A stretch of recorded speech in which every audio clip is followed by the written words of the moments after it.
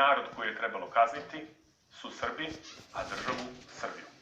Srbija je svedena na granice pre Balkanskog rata. Proširena je nezavisna država Hrvatska i svi ostali narodi, Albanci, Bugari, su nagrađeni proširenjem teritorija na račun srpskog naroda. Najteže je bilo narodu u Srbiji. Istog momenta, posle napada Nemačke na Sovjetski savez 22. juna 1941. godine, Komunistička partija Jugoslavije, predvođena Josipom Brozom Titom, odlučuje već 23. juna da podigne ustanak prvenstveno za Srbije. Oni se odmah odlučuju da se organizuju da svaki član Komunističke partije, kojih u tom trenutku u Jugoslaviji ima 12.000 i 20.000 članova SKOJ-a, to znači komunističke omladine, da se aktiviraju. Da svaki član mora da formira jednu desetinu, gde će naći nekog lice koje ima vojnog iskustva koje će ih obučiti. Udarni ljudi za obuku Komunističke partije Jugoslavije biće nekoliko stotina preživelih boraca iz Španskog građanskog rata, jugoslovenskih dobrovoljaca iz Španskog građanskog rata, koji su se posle rata infiltrirali i vratili u Jugoslaviju. Oni će Komunističkoj partiji podeliti svoje bogato iskustvo. To će biti veliki ljudi, kasnije rata, komandanti jugoslovenskih armija, kao što su Kočo Popović, Peveko Dapčević, Kosta Nađ, Petar Dravšin i tako dalje. Sve španski borci. Ali većina dobrovoljaca koji su se javili u partizanske jedinice, glavnom bila mlada, bez ikakvog vojnog iskustva, što će se i vidjeti na samom početku rata. Koliko su duboko, čak i članovi, najviši članovi Komunističke partije Jugoslavije verovali u moć Sovjetskog saveza, vidimo i tome što kasnijim njihovim svedočenjima, u njihovim delima, memoarima i knjigama vidimo da su oni veliki ljudi kao što su Đilas, Aleksandar Ranković i Tito, vidimo da su oni očekivali da će Sovjeti u roku od mesec dana već pojaviti se ovde na granicama Jugoslavije. I zato su oni i pripremali ustanak. Seljaci u Mačvi dobili su naređenje da se povadi kolje iz polja, da slučajno padobranci koji se budu spuštali se ne nabodu. Najveće zgrade u Beogradu postavljene su osmatrači da ako se spuste padobranske jedinice da mogu odmah da ih povežu sa pokretom otpora i tako dalje. Tolika je naivnost bila celokupnog našeg pokreta, a i vera u Sovjetski savez. Imamo čak zapisano da je Tito u jednom trenutku rekao, pa možda neće odmah da se desi za mesec dana da dođu, ali pa, eto tako, za 6 meseci tu su. Za isto to vreme, iz Bosne, jedan drugi čovek, Draža Mihajlović, pukovnik jugoslovenske vojske, odlučio je iz Bosne da se povuče u okolinu planine Suvobor, na Ravnu goru, da se povuče sa 26 oficira i vojnika i 11. maja je stigao na Ravnu goru. Ravna gora, ovde, 11. maja, Dragoljub Draža Mihajlović je stigao na Ravnu goru sa svojom malom grupom. Ko je uopšte taj čovjek?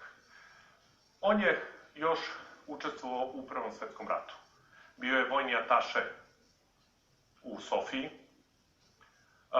Odlikovan je ranjen u Prvom svetskom ratu. Jedan od naših respektabilnih oficira. On je odlučio na Ravnoj gori da neće da se preda i sa malom grupom je počeo da umasovljuje svoj pokret. Za to vreme, 7. jula, Bela crkva, mesto pored Krupnja, 7. jula po naredbi Komunističke partije Jugoslavije i po prethodnom dogovoru, Žikica Jovanović Španac, španski borac, dobrovoljac Španskog građanskog rata 1936-1939. godine, sa grupom svojih sledbenika dolazi na Vašar, pokušava da održi govor, dolazi do sukoba sa srpskim žandarima i ubija 2 srpska žandara. To je uzeto u bivšoj SFRJ Jugoslaviji za početak ustanka okupatora na teritoriji cele naše, na teritoriji Srbije. 2009.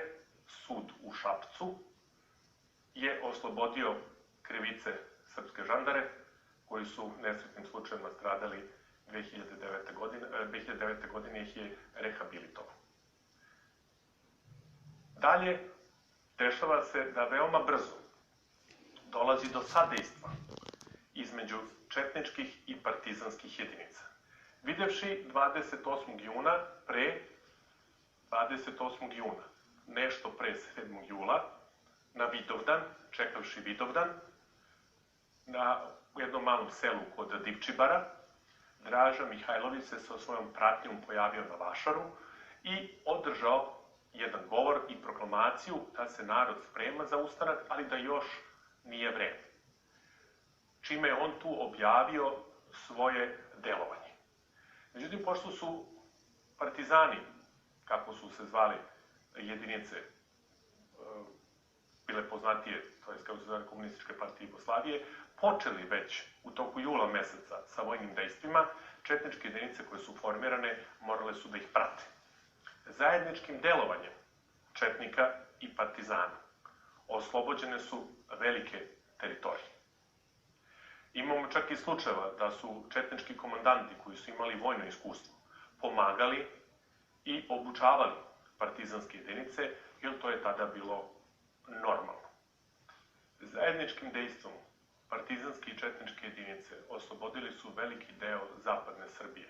Najčuveniji je napad 31. avgusta pukovnik Veselin Misita sa svojim jedinicama, četničkim jedinicama, i napada Loznicu.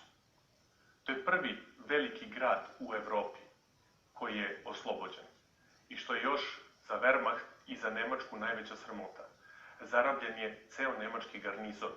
Zarabljeno je preko 90-ak nemačkih zarobljenika, koji su provedeni, slikani i poslati u svet. Takva uvreda se ne prašta. Nažalost, sam Veselin Misita je poginuo u ovome napadu. Veoma brzo partizanske i četničke jedinice zajedničkim dejstvima oslobađaju velike, čak i velike gradove i mesta u zapadnoj Srbiji. Bogatić, Loznicu, Banju Koviljaču, Krupanj, Ub, Kosjerić, Požegu, Čačak, Milanovac, Ivanjicu, pa čak i Užice.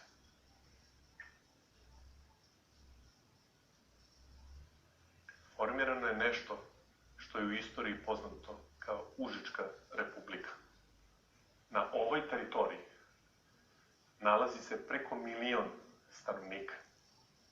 To je u trenucima jeseni 1941. godine, kada nemačke armije gaze ka Moskvi, kada padaju grad za gradom, kada se sovjetske armije predaju, kada je uništeno na hiljade sovjetskih aviona i tenkova, negde u Evropi, u dubini nemačke tvrđave, pojavila se republika, pojavila se slobodna teritorija sa 1.000.000 stanovnika. I neće trajati tako kratko, trajaće 67 dana. U tom vreme na teritoriji cele Srbije postojale su otprilike veličine 3 nemačke divizije koje su služile da održe mir na teritoriji i da to se smatralo da će biti dovoljno. Međutim, odmah posle ovolike oslobođene teritorije povučene su 342. divizija iz Francuske i 113. divizija iz Grčke. Izuzetno dobrih borbenih sposobnosti. Za komandanta Franz Beme.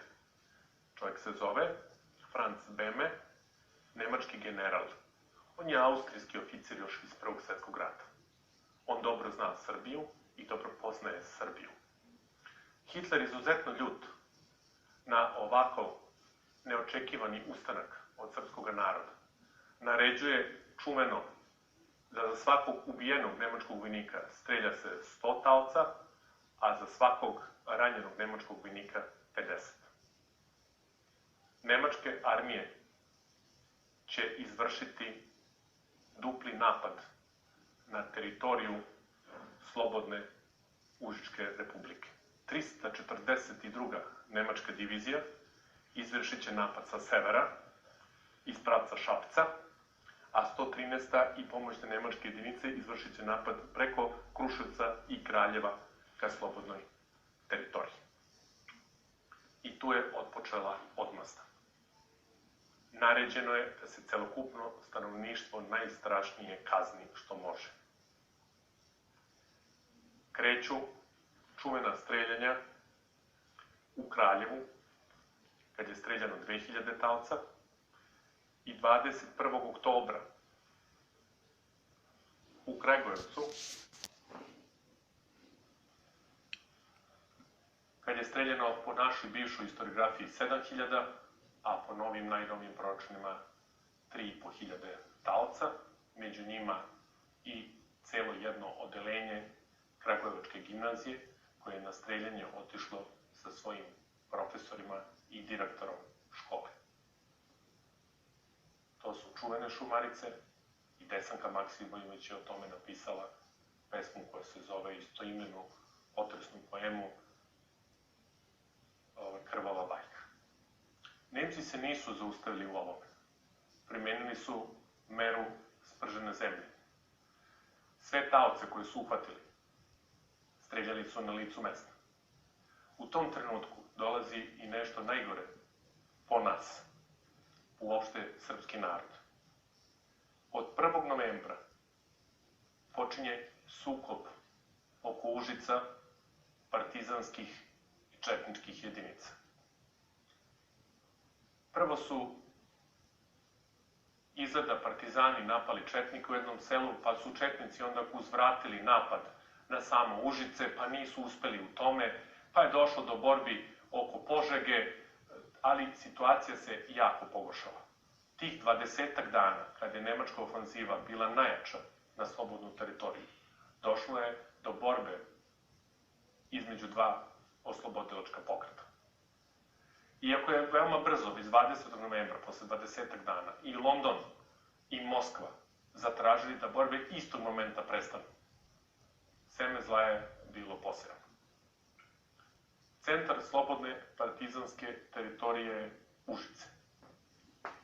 U njemu radi železnica, fabrika oružja, škole, tkačka radionica, normalno pekare, sve što ima jedan normalan grad. U Užicu je i vrhovni štab, ili glavni štab, sa samim Josipom Brozom Titom. Dugo vremena, do 1942. godine, skoro nije se ni znalo ko tačno vodi partizanske jedinice. Tito se trudio da njegovo vođstvo u početku 1941. i 1942. ostane relativno skriveno.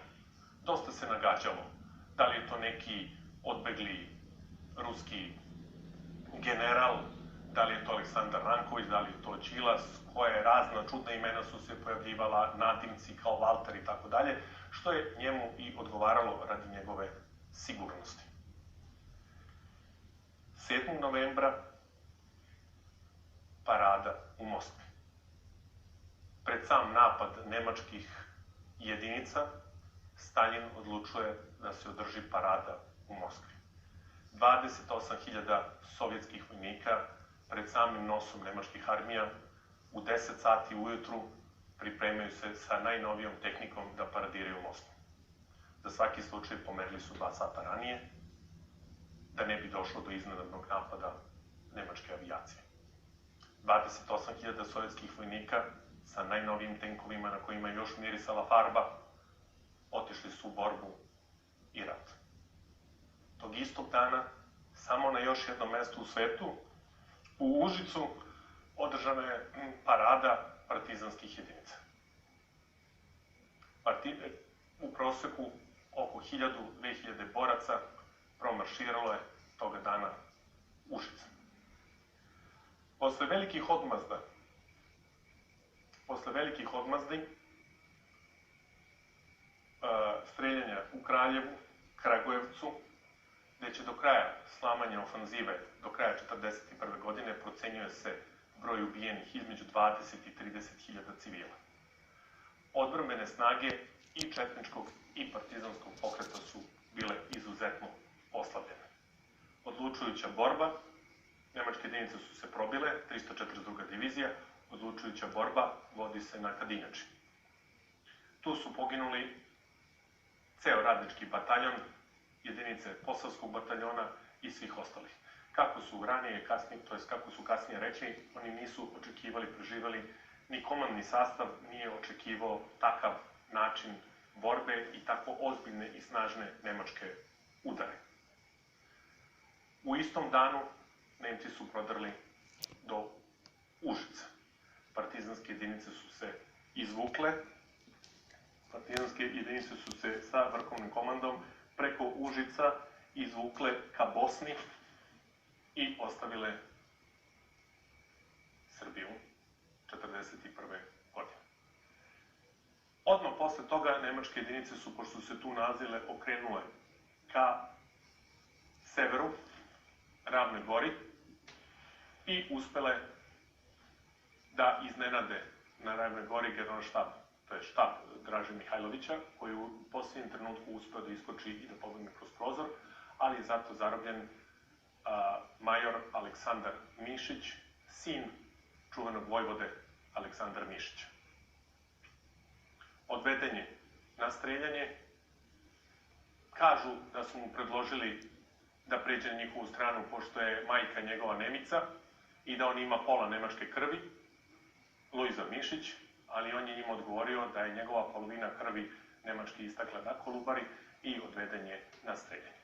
Da li je to istina, to nikad nećemo znati. Inače, sam Josip Broz Tito i Draža Mihajlović u toku jeseni 1941. godine dva put su pokušali da se sastanu, sastali su se u stvari dva puta, pokušali da se dogovore o zajedničkom dejstvu. Sastanak je bilo, prvi je bio u kući Lojze Mišić, žene Živojina Mišića, u selu Struganik i u selu Brajići posle toga. Pošto je Draža Mihajlović zahtevao da kao jedini ovlašćeni od vlade Kraljevine Jugoslavije koja se nalazila u izbeglištvu u Londonu, da se Titove partizanske jedinice mora da mu se potčine, očigledno od dogovora nije bilo ništa. Nije ni čudo što nije bilo do dogovora ništa, jer dva ovako oprečna vojna i politička bloka nisu mogli da nađu zajednički jezik i zajedničko rešenje. Komunistička partija Jugoslavije, za nju ovo nije bio samo narodno-oslobodilački rat, nego je bio i revolucionarni rat. Oni su zamislili da će u toku rata promeniti čitavu državu i stvoriti novu. Stvarala se po ugledu na sovjetski sistem, stvarala se komunistička država, tražilo se da sva sredstva za proizvodnju pređu u ruke naroda i da narod bude vlasnik sredstava za proizvodnju, a Draža Mihajlović se zalagao da ostane Kraljevina Jugoslavija, gde će srpski nacionalni prostor biti specijalno omeđen i nastavit će da tako živi u sličnom kapitalističkom odnosu kao što je bio do pre rata. Zato što je Jugoslavija 27. marta izašla iz Trojnog pakta, zato što je došlo do Aprilskog rata, zato što je došlo do sloma, crpeo je svoje legitimizam i je crpeo. Bez obzira, dva pokreta su se udaljila i do kraja rata neće uspeti da se pomire. Imamo jedan slučaj 5. juna u Smederevu. 5. juna u Smederevu. Pre ustanak i partizanskog i četničkog došlo je do ogromne eksplozije. Velika kompozicija ratnog zarobljenog materijala Kraljevine Jugoslavije pripremljena je za transport na Daleki istok, to je Sovjetski savez, protiv Sovjetskog saveza da se iskoristi. Koliko je bilo tona eksploziva, koliko desetina i stotina vagona, ne možemo tačno znati. Ali ta količina oružja nikako nije smela da ode protiv Sovjetskog saveza. Izvršena je diverzija, vagoni su dignuti u vazduh, strahovita eksplozija razorila je i veći deo Smederevske tvrđave, pored gde su se nalazile vozne kompozicije, i ubijeno je više stotina i hiljada ljudi.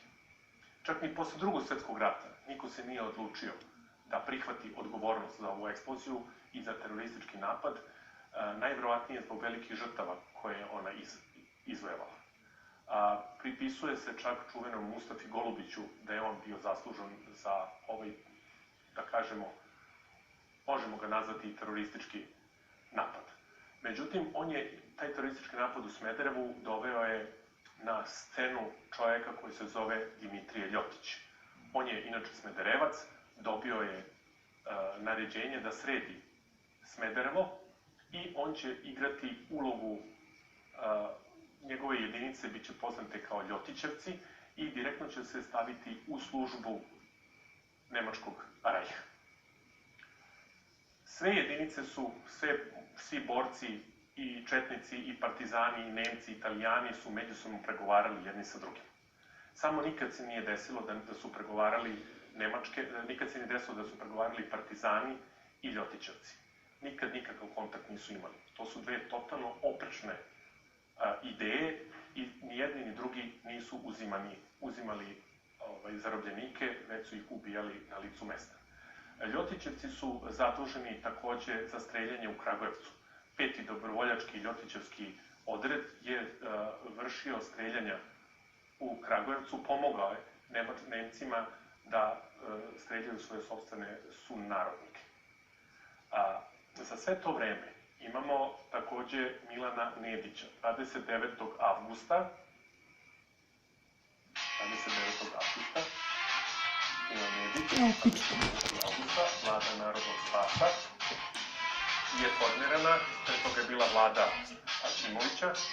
Milanu Nediću, velikom junaku iz Prvog svjetskog rata, zapala je jako